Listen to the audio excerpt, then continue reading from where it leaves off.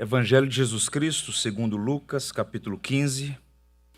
Essa será a quarta de uma série de 5 mensagens e o tema de hoje, Perdido na Casa do Pai, da série Deus Pródigo. A partir do verso 11 diz assim a palavra de Deus. Continuou certo homem, tinha 2 filhos. O mais moço deles disse ao pai: Pai, dá-me a parte dos bens que me cabe. E ele repartiu os haveres. Passados não muitos dias, o filho mais moço, ajuntando tudo que era seu, partiu para uma terra distante e lá dissipou todos os seus bens, vivendo dissolutamente. Depois de ter consumido tudo, sobreveio àquele país uma grande fome e ele começou a passar necessidade. Então ele foi e se agregou a um dos cidadãos daquela terra e este o mandou para os seus campos a guardar porcos. Ali desejava ele fartar-se das alfarrobas que os porcos comiam, mas ninguém lhe dava nada. Então, caído em si, disse: Quantos trabalhadores de meu pai têm pão com fartura, e eu aqui morro de fome? Levantar-me-ei e irei ter com meu pai, e lhe direi: Pai, pequei contra o céu e diante de ti, já não sou digno de ser chamado teu filho, trata-me como um dos teus trabalhadores. E levantando-se foi para seu pai, vinha ele ainda longe quando seu pai o avistou, e compadecido dele, correndo, o abraçou e beijou. E o filho lhe disse: Pai, pequei contra o céu e diante de ti, já não sou digno de ser chamado teu filho. O pai, porém, disse aos seus servos: Trazei depressa a melhor roupa, vestiu, ponde-lhe um anel no dedo e sandália nos pés. Trazei também, matai o novilho cevado. Comamos e regozijemo-nos, porque este meu filho estava morto e reviveu, estava perdido e foi achado. E começaram a regozijar-se. Ora, o filho mais velho estivera no campo e, quando voltava, ao aproximar-se da casa, ouviu a música e as danças. Chamou um dos criados e perguntou o que era aquilo. E ele informou: Veio teu irmão e teu pai mandou matar o novilho cevado, porque o recuperou com saúde. E se indignou e não queria entrar. Saindo, porém, o pai procurava conciliá-lo. Mas ele respondeu a seu pai: Há tantos anos que te sirvo, sem jamais transgredir uma ordem tua, e nunca me deste um cabrito sequer para alegrar-me com os meus amigos. Vindo, porém, esse teu filho, que desperdiçou os teus bens com meretrizes, tu mandaste matar para ele o novilho cevado. Então lhe respondeu o pai: Meu filho, tu sempre estás comigo, tudo que é meu é teu. Entretanto, era preciso que nos regozijássemos e nos alegrássemos, porque esse teu irmão estava morto e reviveu, estava perdido e foi achado. Que Deus nos abençoe. Essa parábola, irmãos, começa falando de um homem que tinha 2 filhos. Historicamente, tem sido dada uma ênfase na figura do filho mais novo, historicamente chamado de filho pródigo, no sentido de perdulário, irresponsável, inconsequente. Então, essa parábola está associada à figura do filho mais moço. Mas é interessante notar que o contexto dessa parábola começa Jesus, então, mostrando a um grupo de pessoas aqui representada pelo filho mais velho que a boa nova, que a graça, a misericórdia, o amor de Deus são justamente para os pródigos no sentido de inconsequentes, perdulários, rebeldes. O texto vai dizer que Jesus Cristo veio buscar e salvar o que se havia perdido. Pois bem, e havia entre esses perdidos um grupo aqui chamado de publicanos e pecadores, que era o tipo de gente que estava fora do circuito da fé. Eles não frequentavam a igreja do seu tempo, eles não liam a Bíblia, eles não eram tidos como pessoas de boa índole, eram pessoas imorais, alguns deles gananciosos, no caso dos publicanos, e os religiosos do seu tempo, do tempo de Jesus, olhavam para essas pessoas como completamente perdidas e sem nenhuma esperança. Mas o que é interessante é que justamente esse grupo de pessoas, os marginais, os que viviam à margem, aqueles que eram considerados irrecuperáveis, perdidos sem esperança, se aproximavam de Jesus para o ouvir. E o escândalo é esse: Aqueles que não são dignos aos olhos dos outros eram acolhidos e recebidos por Jesus. E o texto vai dizer que eles ficavam murmurando entre si: como pode receber publicanos e pecadores? Eles estavam revoltados e indignados pelo simples fato de Jesus acolher e receber esse tipo de gente. E então, nesse momento que o Senhor conta essa parábola, para fazer uma coisa que a gente precisa considerar, se quisermos entender a parábola. Via de regra, o que Jesus está fazendo aqui, irmãos, é mostrando dois tipos de perdição. Como é comum as pessoas não entenderem isso. Olhamos para o perdido como sendo aquele que está à margem, os imorais, os que não levam Deus em consideração, os que vivem como se Deus não existisse. Mas Jesus está mostrando aqui um tipo de perdição que é o perdido na casa do Pai. É aquele que está familiarizado com a linguagem cristã, vamos colocar assim, que frequenta a igreja, que lê a Bíblia, que tem uma moral respeitada pela comunidade, mas que está igualmente perdida, tal como os outros que vivem à margem, vivem distante. O Tim Keller fez uma observação sobre essa parábola que eu acho pertinente, a razão pela qual vou compartilhar com os irmãos. Vejam, a história revela a teimosia autodestrutiva do irmão mais novo, mas também condena veementemente o estilo de vida do irmão mais velho. Jesus está dizendo que tanto o religioso quanto o descrente estão espiritualmente perdidos, que ambos os estilos de vida são um beco sem saída. Primeiro ele conta a história do imoral, aquele jovem que vira à mesa, numa petulância, arrogância, exige a morte do pai vivo, pega parte do que é seu, considerava seu, vai para a ilusão do pai distante, torra tudo, se arrebenta, volta arrependido e acolhido. Esse jovem representa os publicanos e fariseus, os publicanos e os pecadores.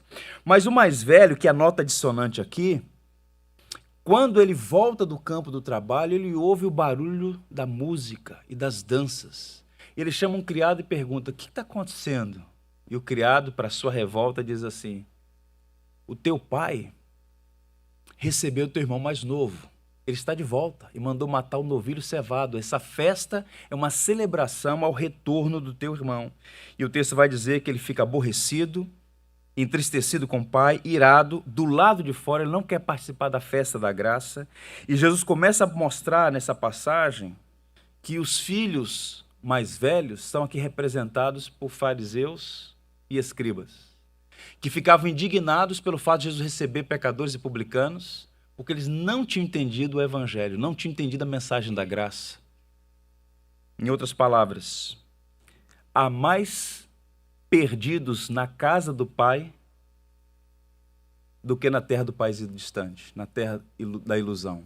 É impressionante a quantidade de pessoas que frequentam as igrejas, ouvem a pregação domingo após domingo e ainda não entenderam o evangelho.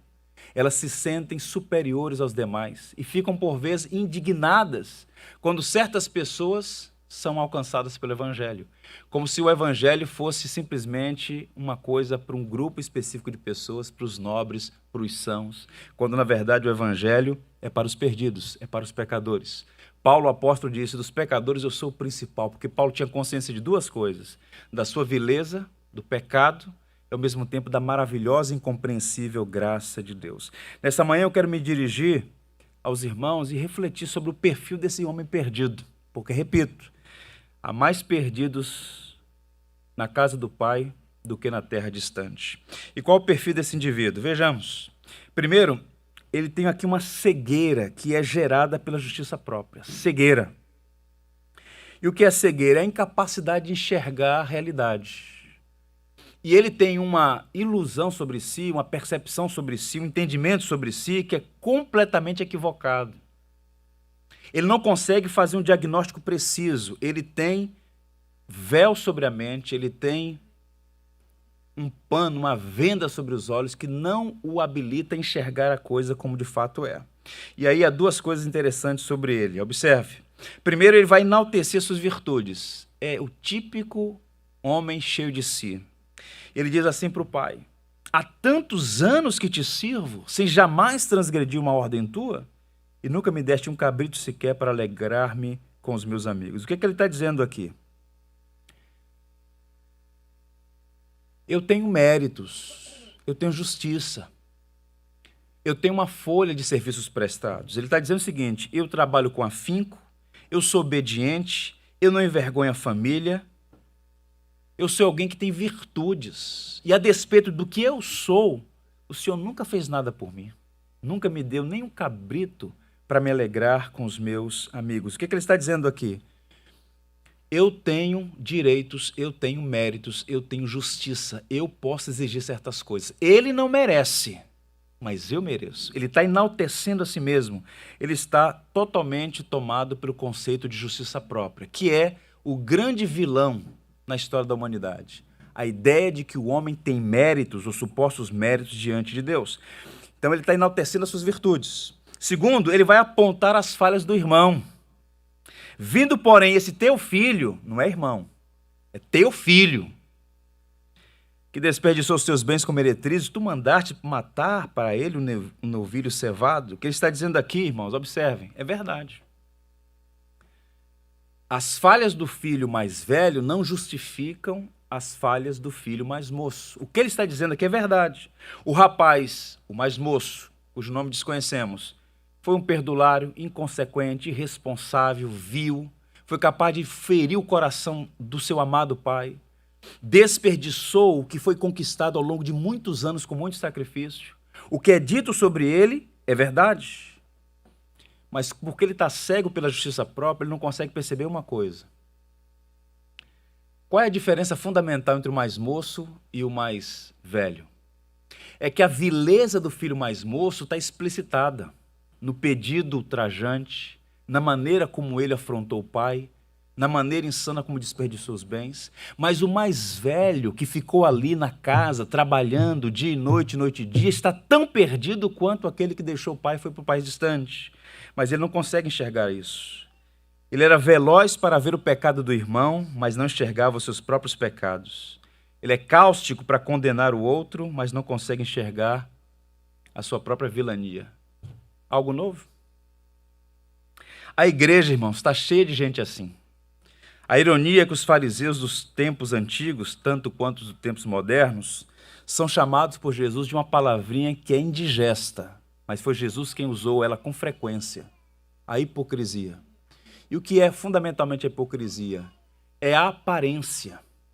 Aquele filho mais velho tinha aparência de ser bom, tinha aparência de amar o pai, tinha aparência de servir com alegria, mas no fundo, ele não amava o pai, tal como o mais moço também não amava. Ele estava tão perdido quanto o irmão mais moço. Só que, repito, a vilania do mais moço está explicitada, evidente, e a dele está velada, porque ele está ali dia e noite trabalhando, supostamente mostrando a sua fidelidade. E a pergunta é: o que está por trás dessa exaltação de si e da condenação do outro? As pessoas confundem ações exteriores com atitudes íntimas. Quando o fariseu comparava a sua vida com a vida de um publicano e um pecador, ele dizia: eu sou melhor do que eles, eu sou melhor. Tente imaginar um cidadão de bem que trabalha, que cuida da sua família, que paga os seus impostos, que tem uma vida exemplar junto aos seus familiares e vizinhos, é visivelmente melhor do que aqueles que vivem uma vida degradada, imoral, daqueles que têm, do ponto de vista civil, uma vida errada. Sim, mas qual o grande problema aqui? Nesse sentido, a moralidade é o inimigo da fé cristã. Embora diante dos homens haja uma distinção entre o homem justo e o homem ímpio, quando Deus olha para a humanidade, ele não encontra nenhuma pessoa justa. E aquele filho mais velho, cego pela justiça própria, ele diz: eu sou melhor do que o meu irmão. Porque no ponto de vista do exterior, das ações, ora, é claro que ele é melhor. Ele não insultou o pai, ele não abandonou a casa do pai, ele não desperdiçou os bens da família, então ele era melhor do que aquele irresponsável do irmão mais moço. No entanto, repito, há uma distinção entre ações exteriores e atitude do coração. No coração, ele tinha cometido todas aquelas torpezas do irmão mais moço. A primeira conversão na Bíblia de um gentil, de um não-judeu, está narrada no capítulo 8. do livro de Atos. É a conversão de um homem chamado Cornélio. Era um oficial romano, um centurião. E é dito sobre ele algumas coisas bem interessantes, que ele era um homem que temia Deus, era respeitado pela nação, dava esmolas continuamente, orava a Deus. E a despeito de ter esse perfil, Cornélio seria admitido em qualquer igreja como membro. Temente, generoso, homem de oração e respeitado pela comunidade. Não obstante a isso, não era salvo.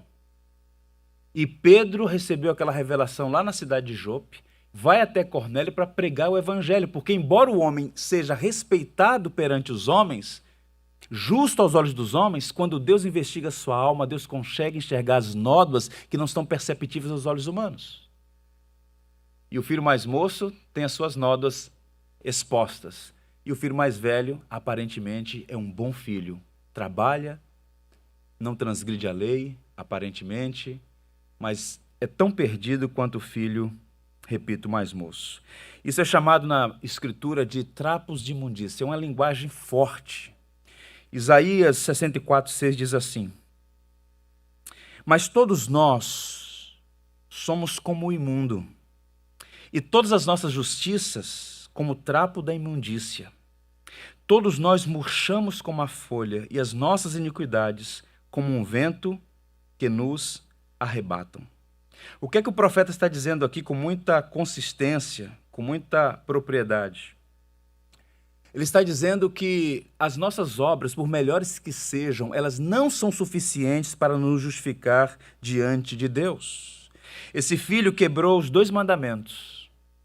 Ele não amou o pai sobre todas as coisas e nem amou o irmão como a si mesmo, de modo que ele também não transgressou.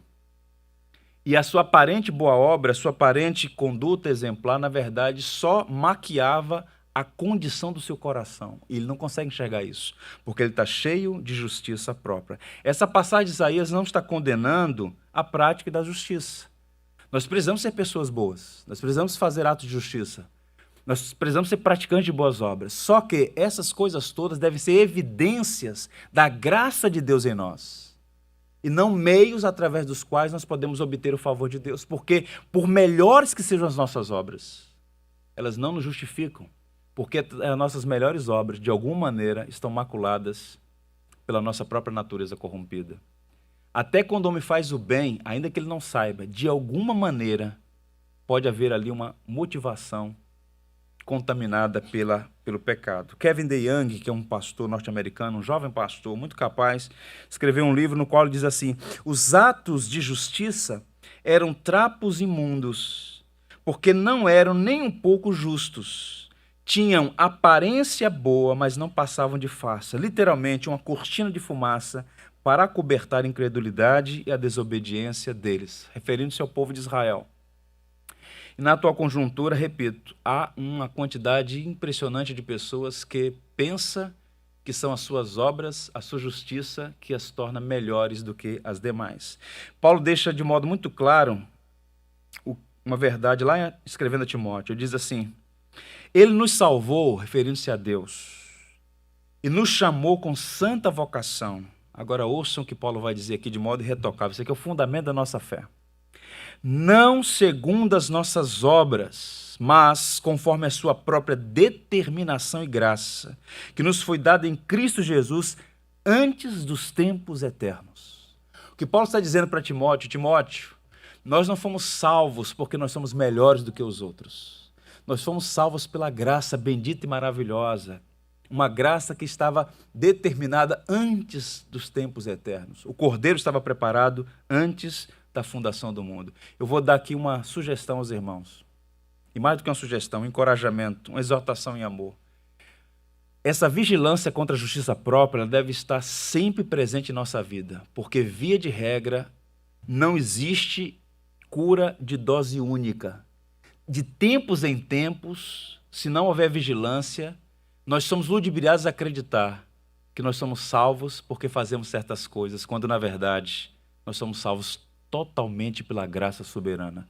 E aquele filho mais velho se achava melhor do que o irmão mais moço. E por isso ficou indignado com a atitude do pai. Um segundo perfil dele aí, uma segunda característica, é a ilusão do orgulho. Essas coisas estão conectadas. Olha o que ele vai dizer. Veja como o orgulho ludibria, engana, torce a verdade. Olha o que ele vai dizer. Está falando sobre si. Jamais transgredir uma ordem tua. Está aqui uma evidência do orgulho dele. Ele chega a dizer ao pai: o senhor conhece, o senhor sabe que eu jamais transgredi uma ordem. Eu sempre cumpri a lei, eu sempre obedeci a tua palavra. Ele se julgava melhor do que os outros, em particular melhor do que o irmão, porque nunca, jamais havia transgredido uma ordem do pai. É o orgulho que gera essa ilusão. Olha só, então, o comentário do Tim Keller, mais uma vez, lançando mão aqui do seu texto. Não são os pecados que criam a barreira entre ele e o pai, mas o orgulho que sente de seu histórico moral. Não são as transgressões, mas a sua retidão que o impede de partilhar o banquete do pai. Ele acha que tem um histórico moral que o torna melhor do que o seu irmão e que o habilita para exigir do pai um favor que até agora o pai não lhe deu. Isso se dá por conta do orgulho. O orgulho é uma coisa que nos persegue do berço ao túmulo. Todos nós somos orgulhosos, o que varia é o grau. E uma das marcas mais evidentes do orgulho é que o orgulho, ele ludibria a pessoa a ter uma correta realidade sobre si, um diagnóstico real sobre si. E esse orgulho se manifesta, repito, de múltiplas formas, e há duas coisas que eu queria chamar a atenção. Primeiro, o orgulho moral, sobre o que a gente falou ainda há pouco no primeiro ponto. É o pecado da superioridade moral, é uma armadilha na qual caímos com facilidade. Baseados em nossa boa conduta, exigimos que Deus nos abençoe por nossos próprios méritos. Afinal de contas, não somos como os demais homens. Isso é tão intenso, tão profundo, que Jesus contou aquela parábola, que os irmãos conhecem, a parábola do publicano e do fariseu. O fariseu vai orar, ele ergue a cabeça, ele se dirige para o céu e diz: eu te dou graça, Senhor, porque eu não sou como os demais homens. Eu pratico a lei, eu frequento a igreja, eu dou o dízimo, eu cuido bem da minha família, eu pago os meus impostos, eu sou o cara. Eu tenho certeza que o Senhor vai me ouvir porque eu sou eu. O publicano, que é considerado aquele que não tem esperança e é irrecuperável, consciente da sua vileza e da necessidade da misericórdia, o texto vai dizer que ele não ousa levantar a cabeça. Ele, com a cabeça curvada, batendo sobre o peito, num sinal de total rendição, ele diz: Senhor, sê propício a mim, pecador. É o orgulho que leva as pessoas a achar, a pensar que são melhores do que as demais. Um reverendo da igreja anglicana do século XIX, um homem muito capaz, escreveu muitos bons livros e comentários da Bíblia, reverendo Andley Moore, ele disse assim, um texto provocativo: a prostituta, o mentiroso e o assassino estão destituídos da glória de Deus. Mas você também está. Pode ser que eles estejam no fundo de uma mina e você no cume de uma montanha. No entanto, tem tanta capacidade quanto eles de encostar nas estrelas. O que é que ele está dizendo aqui com muita profundidade? Pouco importa se o indivíduo é imoral ou se ele é um moralista. Ambos estão perdidos. Essa parábola é para contar sobre dois tipos de perdição: o perdido longe da casa do Pai e o perdido na casa do Pai. Porque ambos são amados não porque têm mérito, mas porque o Pai escolheu amá-los, a despeito de quem eles são e a despeito das coisas erradas que já fizeram. É um amor que não busca estímulo fora de si para amar. Deus escolheu nos amar, a despeito de quem nós somos. Nós podemos ser muito bons na arte de maquiar, na arte de apresentar-nos como perfeitos. Mas Deus, quando olha para a nossa alma, Ele sabe quem nós somos. E a boa notícia é essa: Ele nos escolheu amar a cada um de nós, do jeito que nós somos. E aquele rapaz não tinha entendido isso. Esse orgulho moral, essa ideia de ter uma folha de corrida de serviços prestados, enganou ele a ponto de ele pensar que tinha algum mérito diante do Pai, ao contrário do seu irmão mais moço. Há também o orgulho doutrinário. Isso aqui é muito importante, considerando o contexto de uma igreja. O orgulho doutrinário é a presunção maligna de colocar-nos acima dos outros, desprezando aqueles que pensam diferente e, por isso, devem ser considerados teologicamente inferiores. O Brasil, irmãos, é uma Babel teológica. Em cada esquina uma igreja, em cada livraria múltiplos livros, cada um numa direção. E as igrejas históricas, que têm realmente uma herança belíssima, embora pouco conhecida por essa geração, nós da igreja histórica, batistas, presbiterianos, congregacionais, metodistas, anglicanos, herdeiros diretos da reforma protestante, nós podemos incorrer num erro muito sutil, de achar que nós somos melhores do que os outros por conta dessa tradição e desse orgulho doutrinário. Deixa eu dizer uma coisa. Nosso coração é tão enganoso que até mesmo coisas boas podem ser matéria-prima para fazer coisas ruins. É muito bom ser batista. Meu avô é batista, minha mãe é batista, eu sou batista, estou criando meu filho na igreja batista. É a 4ª geração. Eu não sou batista por conveniências, mas por convicção. Agora observe, se isso for um pretexto para desmerecer quem em questões secundárias pensa diferente, eu estou me mostrando tal como aquele filho mais velho. O orgulho doutrinal, o orgulho de achar que é melhor do que o outro, menosprezar o outro. Paulo disse que se nós tivermos todo o conhecimento de toda a ciência, se não houver amor, não há valor algum. O conhecimento tem como andaime na construção do amor. Quando esse prédio ficar pronto, o andaime é posto de lado, só permanece o amor. E aquele indivíduo, ele não tinha nem amor pelo pai, nem amor pelo irmão, porque o orgulho o iludiu, achar que era melhor do que os outros. Ele tem o orgulho moral e o orgulho doutrinal. Eu sou alguém que obedece meu pai, ele não. Eu sou alguém que tem uma ficha corrida de serviços prestados, ele não. Portanto, eu sou melhor. Esse teu filho, ele se julga melhor do que o outro. O profeta Miqueias diz, ele te declarou, ó homem, o que é bom e o que é reto é que o Senhor pede de ti, que pratiques a justiça e ames a misericórdia e andes humildemente com o teu Deus. Está aqui o que Deus requer de nós. Prática da justiça, amor à misericórdia e um andar humilde. Aquele rapaz que se dizia, eu jamais transgredi lei alguma, ele não praticava a verdadeira justiça, ele não amava a misericórdia e ele não andava humildemente diante de Deus. E por isso, ele incorre num outro erro, a indignação diante do escândalo da graça. Ele se indignou e não queria entrar. Saindo, porém, o pai procurava conciliá-lo. Como é que ele fica escandalizado com aquilo?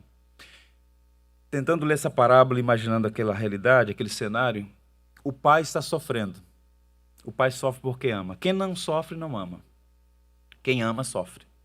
E o pai está sofrendo porque o filho fez a escolha estúpida de deixar a sua casa para ir para o país distante, iludido, achando que lá teria o que supostamente ele nunca teve ali. O filho mais velho está vendo o sofrimento do pai, a angústia do pai. Todo dia, um murmurar, onde estará o meu filho? Todo dia ia à porta e olhava no horizonte, será que é hoje que ele volta? E o filho mais velho viu o sofrimento do seu pai.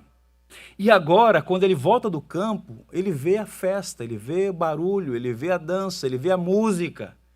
E ele procura saber o que está acontecendo. E quando ele é informado que o motivo da festa é o regresso do filho, do irmão dele, vejam isso, ele fica o quê? Indignado. E por que ele ficou indignado? Porque na mente dele, pecadores não podem ser recebidos. Pecadores não são merecedores. Ele se considerava justo. Ele poderia receber os benefícios do pai, mas o filho mais novo não. Então ele está indignado com a atitude do pai. Em outras palavras, ele está escandalizado com a graça. E há muita gente assim, escandalizado com a graça. Ele está dominado não pelos demônios do inferno, mas pelos demônios da alma. E o que são os demônios da alma? Usando a linguagem aqui de Evagrio Pontico. Essa atitude vil que há no ser humano de ficar indignado com um Deus que ama a despeito de não merecermos ser amados. Ele está irado porque o pai está sendo gracioso, ele está indignado porque o pai está usando de misericórdia. O que o seu irmão merece é desprezo, mas recebe abraço. Merece juízo, mas recebe perdão. Merece morte, mas é recebido com vida.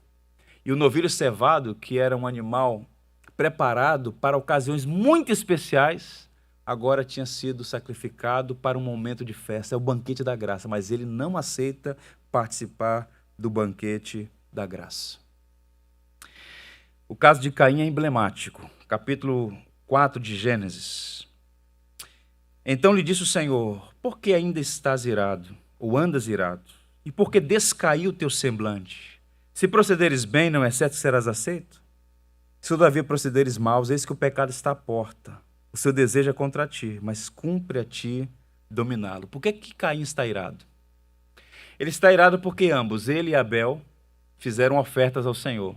A oferta de Abel foi aceita, o sacrifício, e a de Caim foi rejeitada, não por conta do objeto do sacrifício. Um ofereceu um animal e outro ofereceu produtos cereais da terra, mas porque Abel ofereceu o melhor, ofereceu com coração, ofereceu com devoção. Caim não honrou o culto ao Senhor. E Deus tem a prerrogativa e o direito de, examinando o coração dos homens, aceitar ou não. E ele está indignado com o seu irmão. Ele está indignado porque um foi aceito e o outro não. Veja que isso aqui, irmãos, é um retrato da vileza humana. Jesus disse assim: se vocês amam a quem vos tratam bem, que mérito é nisso? Qualquer publicano e fariseu faz isso. A grande virtude da fé cristã é exercício de amor e misericórdia para com aqueles que não são dignos disso. Há um filme bem interessante, o produtor é um holandês, eu suponho que ele tem alguma relação com a fé cristã. Pelo menos herdeiro da tradição reformada holandesa, porque ele fez um filme, um brilhante filme, já tem algum tempo, o filme chama-se Dogville. E é um filme que se dá num cenário apenas. É um único cenário. E é basicamente o seguinte filme. Uma moça chega numa vila, fugindo de alguém ou de alguma coisa, e o nome dela é Graça. E ela chega nessa vila, há um cachorro na vila, o nome do cachorro é Moisés. A maioria dos moradores tem nome de profetas. E ela chega naquela vila e pede acolhimento. Olha, estou fugindo, eu preciso ficar aqui alguns dias. E as pessoas recebem aquela moça. Eles a recebem. E ela começa a demonstrar gratidão e começa a se dispor a servi-los. Então ela vai, num dia na casa de um, lava os pratos, cuida das crianças na casa do outro. Ela lava as roupas de alguém. E ela começa a fazer um serviço voluntário expressando gratidão e faz isso com muita alegria. Só que, de repente, o tom muda.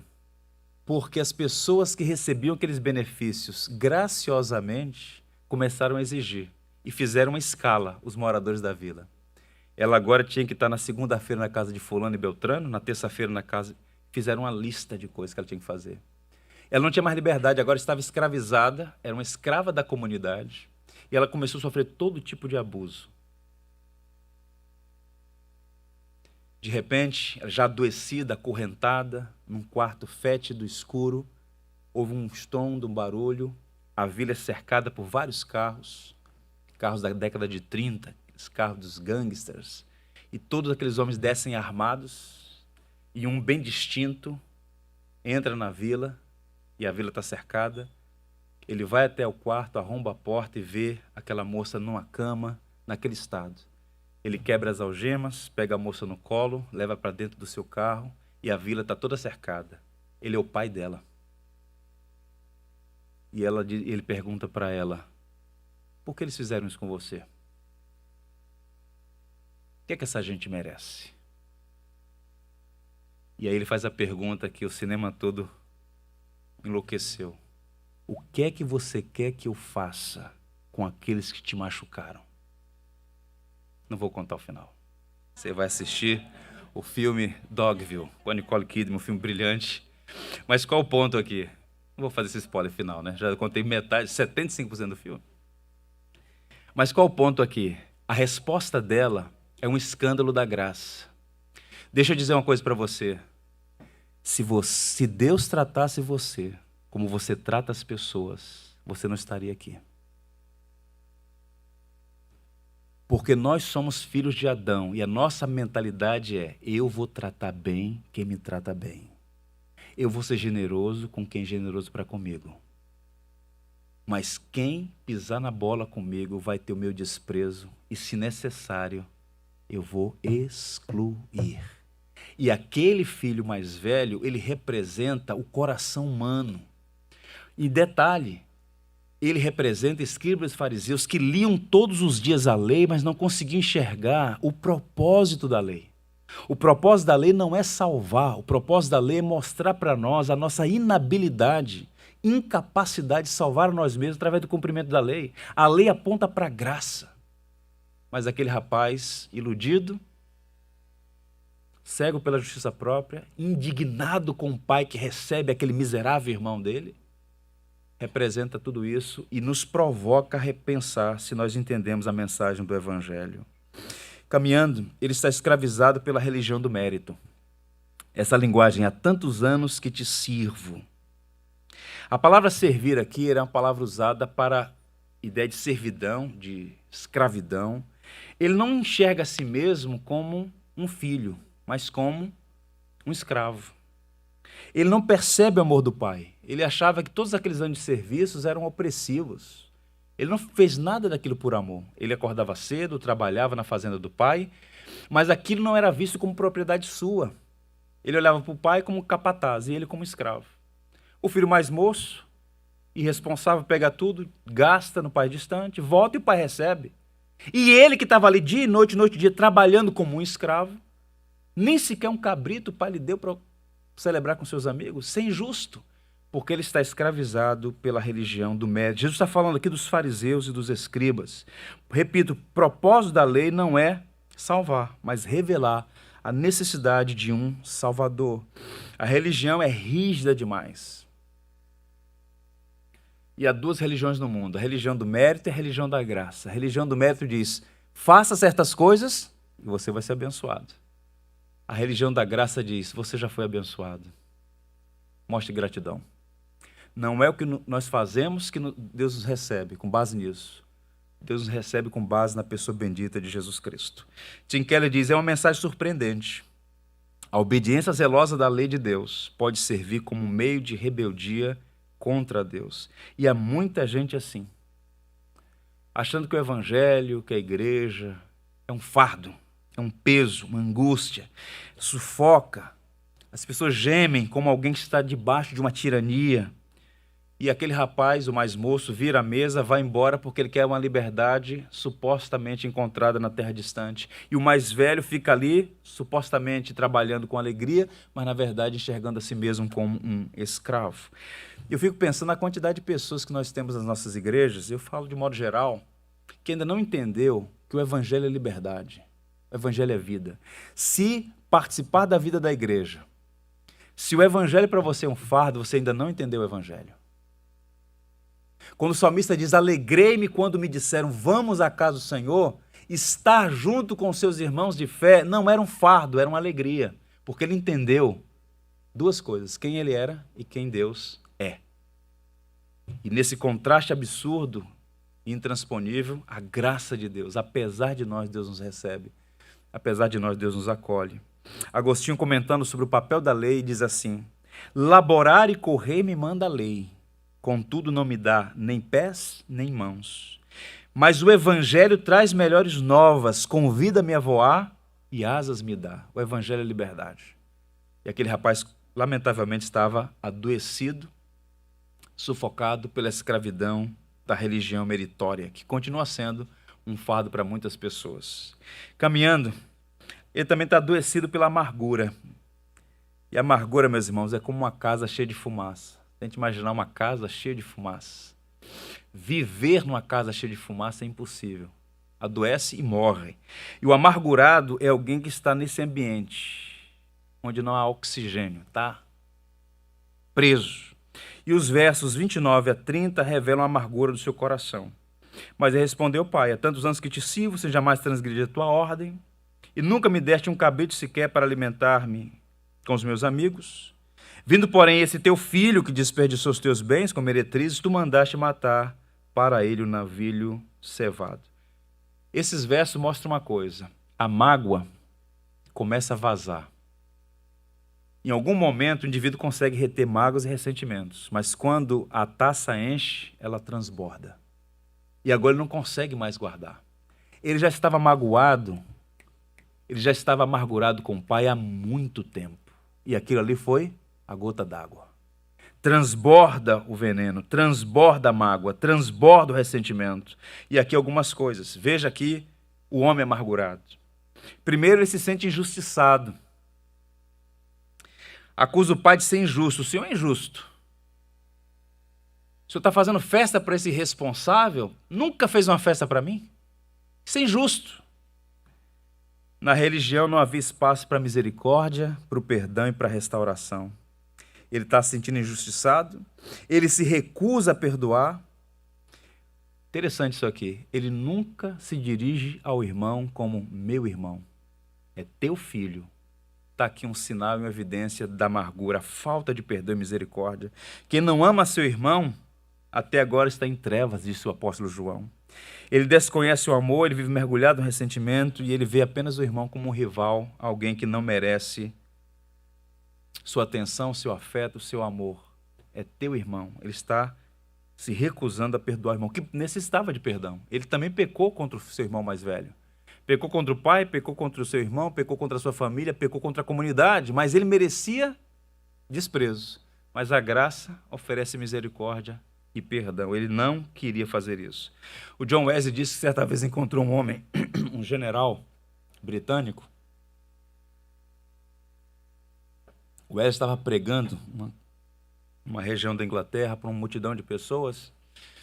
E ao final um general o procura e disse: olha, você pregou sobre o evangelho, necessidade de graça, perdão, misericórdia. Deixa eu dizer uma coisa, eu nunca perdoo quem erra comigo. E o Wesley disse para ele: pois bem, eu espero que o senhor nunca peque. A oração do Pai Nosso, que não deve ser uma reza, mas uma baliza para a gente aprender a orar: perdoa-nos, assim como nós temos perdoado a quem nos tem ofendido. Ou seja, a característica, a evidência de quem já foi perdoado é que também tem um coração perdoador. A pessoa que se recusa a perdoar é porque ainda não experimentou graça.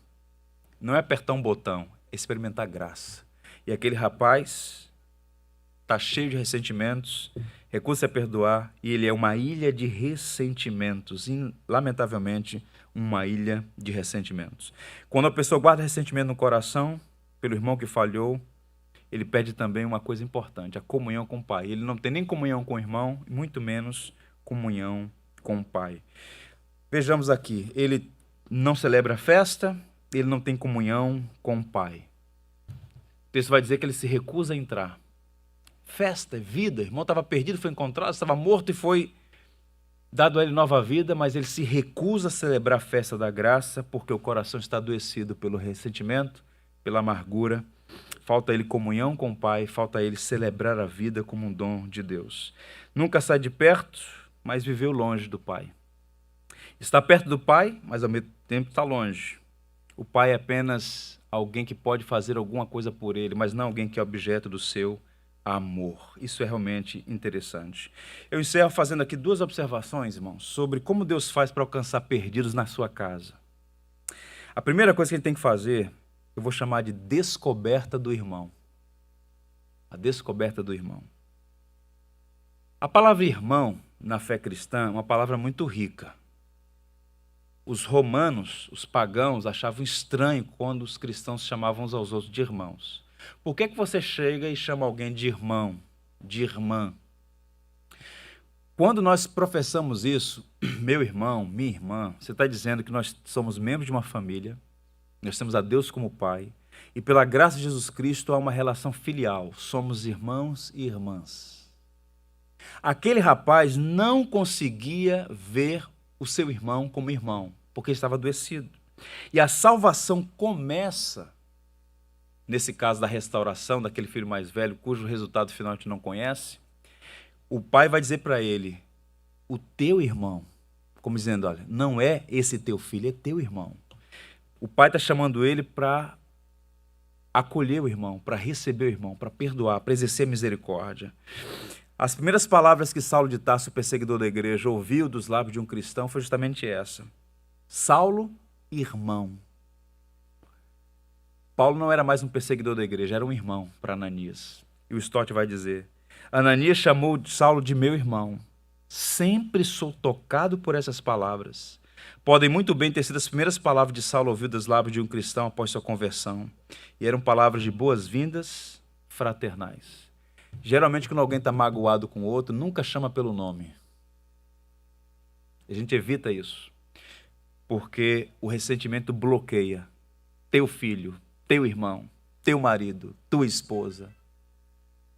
Nós temos que sondar o próprio coração. Começa chamando o outro de irmão, teu irmão, a redescoberta do irmão. Ele também é salvo pela descoberta do pai. O pai diz, meu filho.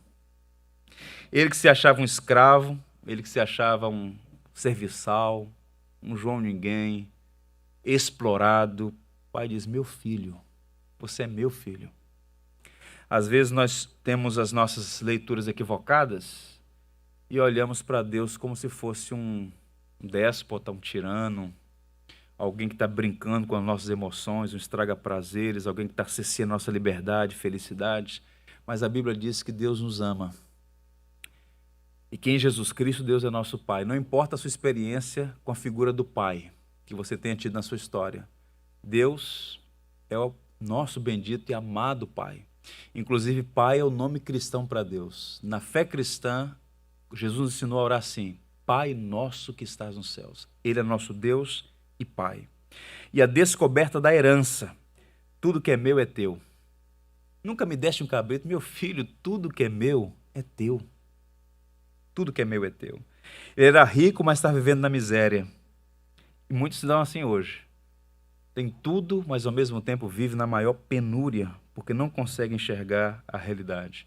Isso precisa lembrar da história de um indivíduo que foi pela primeira vez num cruzeiro, recebeu lá um benefício e foi para um cruzeiro. E os garçons passavam com todas aquelas comidas maravilhosas e ele rejeitava. Vou deixar para o último dia. E no último dia, então, ele pede um prato e fala assim, eu tenho o suficiente para pagar. E o garçom diz, meu amigo, está tudo incluso desde o primeiro dia.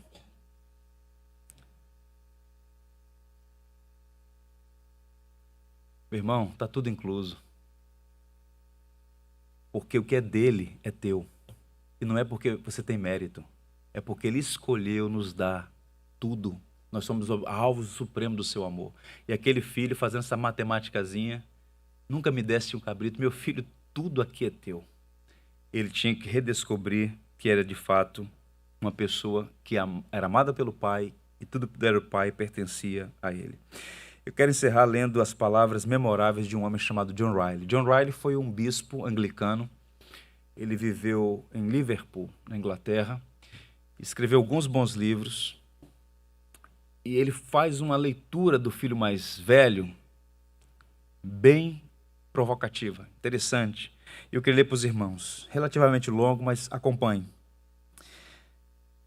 Acautelemo-nos de que a atitude daquele irmão mais velho infeccione a nossa alma. Em parte, ela resulta de ignorância.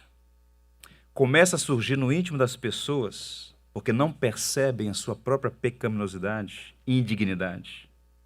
Então elas imaginam que são melhores do que as outras e que ninguém é digno de ser colocado ao seu lado. Essa atitude surge também, em parte, por falta de amor. Os homens são carentes de sentimentos amáveis para com seu próximo, por isso são incapazes de sentir prazer quando os outros são salvos. Acima de tudo, ela provém de um entendimento completamente errado quanto à natureza do perdão oferecido pelo Evangelho. A pessoa que em verdade sente que é por meio da graça que ela permanece firme diante de Deus, reconhece que todos somos devedores à misericórdia divina, que tudo nos foi dado por Ele e que por isso nada temos para nos vangloriar. Essa pessoa falará com o irmão mais velho. Que o Senhor nos ajude, que o Senhor nos abençoe. Na Escócia, eles sempre realizavam um culto campestre, um culto ao ar livre, uma vez por ano, para celebrar as bênçãos da colheita na comunidade. Ainda hoje tem essa tradição. A comunidade se reúne, vai para um lugar no verão ao ar livre e faz um culto a Deus. E um dia, o pastor está dirigindo um culto a comunidade inteira presente, e ele olha uma cena que lhe chama a atenção. Ele vê duas pessoas, uma ao lado da outra, ajoelhadas, orando. Quem são essas pessoas? O primeiro deles era o juiz da cidade, um respeitado juiz. E o segundo era alguém que tinha acabado de sair do presídio por conta de um crime que cometeu, passou 5 anos preso. Convertido, agora ambos pertenciam à mesma comunidade. O juiz que sentenciou a prisão daquele rapaz e agora o ex-presidiário, ambos ali congregando, ambos ali louvando a Deus. E ele vê aquela cena e fica impressionado. Terminado o culto, ele procura o juiz e diz assim: eu vi hoje uma cena que me encantou, me emocionou e eu louvei o nome do Senhor por isso. Vocês dois ali, um sinal da graça. Tente imaginar aquele rapaz. Você o conhece, você o condenou justamente.